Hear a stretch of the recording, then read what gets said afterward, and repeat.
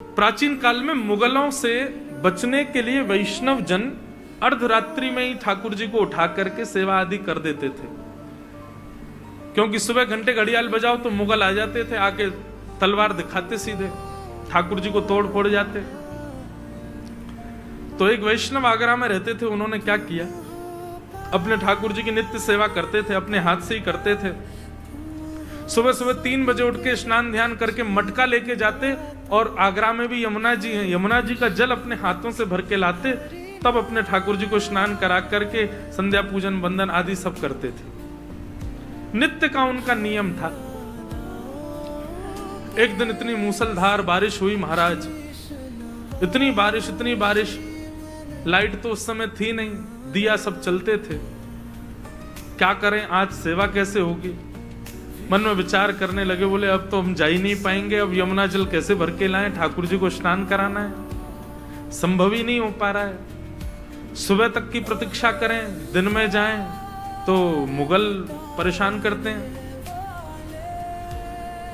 ये मन में विचार कर ही रहे थे, सोच रहे थे आज ठाकुर जी की सेवा नहीं हो पाएगी, और इस बात से इतने घबरा गए कि हाथ पांव उनके कांपने लगे। बोले आज ठाकुर जी की सेवा कैसे होगी? वैष्णव का तो सर्वधन ठाकुर जी है।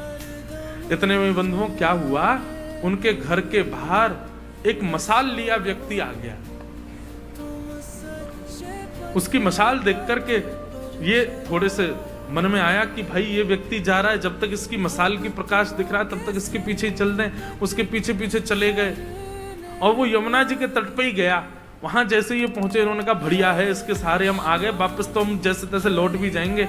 और महाराज उन्होंने यमुना जल आदि सब अपना भर लिया, बड़े प्रसन्न थे, ठाकुर जी की सेवा पूरी होगी। जैसे ही वापस जाने लगे तो मशाल वाला व्यक्ति पुनश्च आगे चलने लगा और मार्ग दिखाता दिखाता उनके घर के पास तक तो गया, पर वो तो अपना आगे चला गया, ये अपने घर आ गए।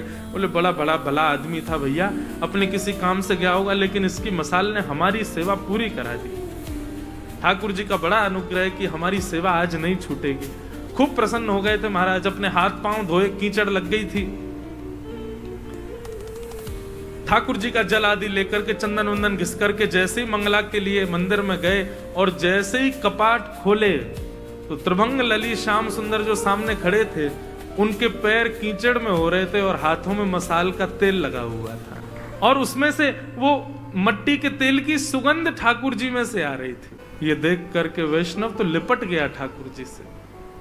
बोले मैं आपको निलाता भी हूं ना, ये भी मेरी सामर्थ्य नहीं है, ये भी आपकी कृपा से ही मैं कर पा रहा हूं ठाकुर जी।